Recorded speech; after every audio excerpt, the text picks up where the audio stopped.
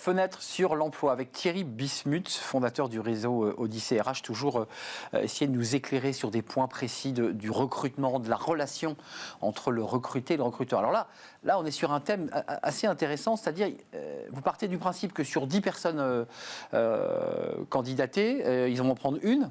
Et il y en a 9 autres qui vont se retrouver sur le trottoir à chercher un job ailleurs. On va faire 9 déçus, et ces 9 déçus, leur voix au service ou de votre marque employeur est aussi puissante, aussi forte, parle aussi fort que celui qui est embauché pour une raison simple. Oui. C'est que lorsque vous rencontrez 10 candidats et qu'ensuite ils vont tous venir vous noter, que l'on soit sur LinkedIn, sur les réseaux sociaux, sur Google ou ailleurs, il est très rare de préciser ce candidat a été dans l'entreprise de telle date à telle date, ou bien ce candidat a passé 2 heures en entretien.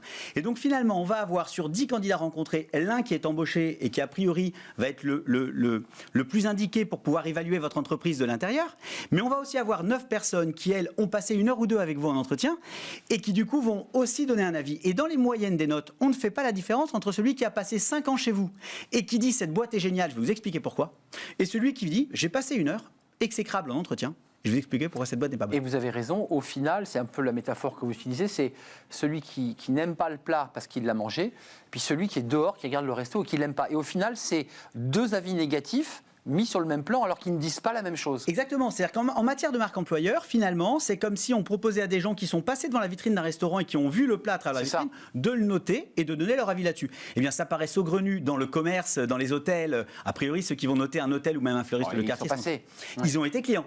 Là, en l'occurrence, en matière de marque employeur, on est d'abord noté par les candidats que l'on refuse, qui sont donc passés devant la vitrine sans avoir pu effectivement dire comment fonctionne la boîte. Mais ça veut dire que, là c'était intéressant le thème que vous soulevez, c'est-à-dire que la porte d'entrée d'un avis négatif sur une entreprise, en l'occurrence d'une entreprise, pas d'un fleuriste ou d'un restaurant, parce qu'il faut quand même être assez sacrément cynique pour mettre une mauvaise note sans y avoir mangé, voilà, à moins de ne pas aimer le restaurateur.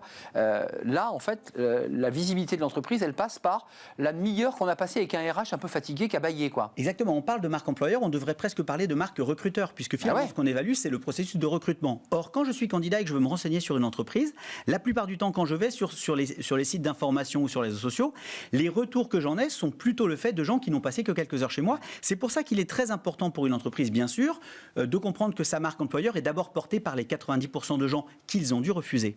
Or, la plupart des entreprises, au niveau des services RH, des process, tout est calé. On fait des réponses automatiques, on a des mails d'accompagnement, il y a des plateformes qui servent également à ça. Tout à fait. En matière de marque employeur, souvent, les processus objectifs sont calés. Mais la réalité de la marque employeur, c'est qu'elle se joue dans le face-à-face entre le candidat et souvent l'opérationnel. On peut se le dire cash, c'est même l'attitude qu'a le recruteur, un peu de mépris, un peu de désintérêt, enfin, tout ça compte comme un élément négatif. Souvent, il est mal à l'aise, le recruteur. En fait, il n'ose pas, Voilà, c'est-à-dire qu'en fait, on se retrouve souvent avec des opérationnels. D'ailleurs, les RH sont formés à ça. Mais les opérationnels en entretien, dès lors qu'ils ont vu au bout de quelques minutes parfois, disons-le, qu'ils ne vont pas prendre le candidat, ils ne se rendent pas compte de l'impact que ça a de poursuivre un accueil de qualité, puisqu'en fait, ils sont débordés, un peu parfois stressés à l'idée de devoir dire non, ou de ne pas savoir comment dire non. Mais on le dit non sur place, ou comment on fait là? Alors justement, c'est-à-dire que la plupart du temps, ils vont être finalement assez mal à l'aise et donc assez désagréables avec des candidats dès qu'ils ont décidé de ne pas les prendre.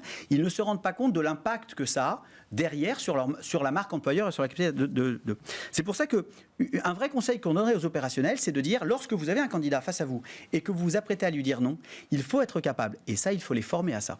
Il faut les former à dire, voilà pourquoi je pense que le poste n'est pas fait pour vous. Voilà pourquoi je pense que mon type de management ne correspond pas à ce que vous m'avez décrit. Voilà pourquoi je pense que les contraintes de mon poste, qu'elles soient horaires, qu'elles soient en termes d'implication, ne correspondent pas. C'est-à-dire qu'il faut apprendre à l'opérationnel non seulement à séduire et sélectionner, c'est le fait d'un recrutement. Quand je suis avec un candidat qui me plaît, je les séduis et je le sélectionne. Mais il faut également leur apprendre à dire non et à séduire. Et c'est souvent à cela que les opérationnels sont mal formés, savoir dire non et séduire. Alors ça, j'allais dire que c'est presque la vision théorique. Je pense que beaucoup de recruteurs n'annoncent pas sur place au candidat s'il a été pris ou pas. Et c'est qu'après qu'il reçoit pas de réponse. Donc là, c'est une humiliation terrible, ou alors une réponse souvent très administrative, en 3 lignes, l'entreprise ne nous a pas recruté. Ce qui là aussi donne une mauvaise image. Qu'est-ce qu'on doit faire? Alors, dans le meilleur des mondes, les RH forment leurs opérationnels à donner une réponse immédiate. C'est très simple, hein. Enfin, il faut juste effectivement pouvoir lister de manière objective ce que sont les attentes d'un candidat, et c'est pour ça que dans le récit du parcours, on en avait parlé, je crois, il y a 8 jours, comment est-ce qu'on interroge le candidat sur ses attentes, sur ce qui lui plaît, sur ce qui lui plaît moins, et on est capable de dessiner un projet de succès ou d'échec avec lui, mais évidemment, dans la réalité, une partie des opérationnels ne sont pas à l'aise avec ça.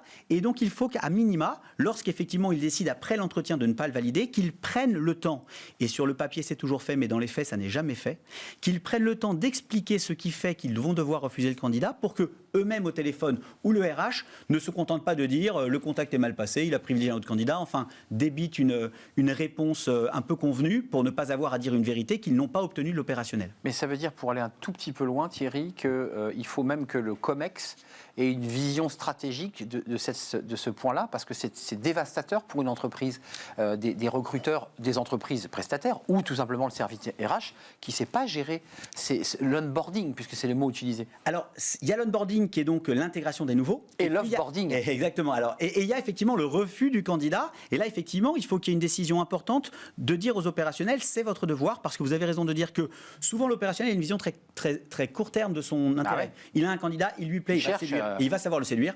Il a un candidat qui lui plaît pas, on passe à autre chose parce que je suis pressé, parce que je suis mal à l'aise, parce que j'ai des contraintes. Donc ça, pas bon, croix rouge là. Et il faut donc que, parce que souvent il y a une relation pas très équilibrée entre l'opérationnel, qui est un genre de patron dans la relation, avec le RH. Et il faut donc que le RH soit très légitimé par le board pour dire attention, interdiction de refuser un candidat sans des raisons objectives, interdiction de ne pas les communiquer à minima au RH. Donc une charte très précise que doivent avoir, quand vous dites opérationnel, c'est des gens qui sont sous l'autorité du RH.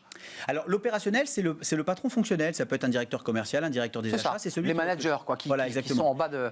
Qui souvent, lui, ne transmet pas la bonne information au RH, qui du coup essaie de, tant bien que mal, de trouver une raison de refus, alors même que la raison est dans la tête de l'opérationnel, qui soit n'a pas pris le temps, soit n'a pas osé la délivrer, et le RH se retrouve voilà. Et donc si effectivement l'opérationnel... Donc c'est pas le RH qui est en faute, c'est l'opérationnel qui ne sait pas s'y prendre. Qui n'ose pas, qui ne sait pas, qui ne prend pas le temps parfois de remonter l'information. Donc soit effectivement il est formé à cela et il apprend à dire non, il apprend à l'expliquer, et le candidat refusé ressort avec une vision valorisée néanmoins de l'entreprise, parce qu'il a peut-être appris pour quel type de poste il serait plus à l'aise. Un opérationnel pourrait dire je ne vous sens pas sur ce poste par exemple de commercial chasseur qui est mon besoin, parce qu'effectivement dans votre expérience vous m'avez expliqué que vous étiez plutôt dans l'élevage, je vous verrai davantage d'un poste d'élevage que je n'ai pas, mais je vous recommande de postuler là.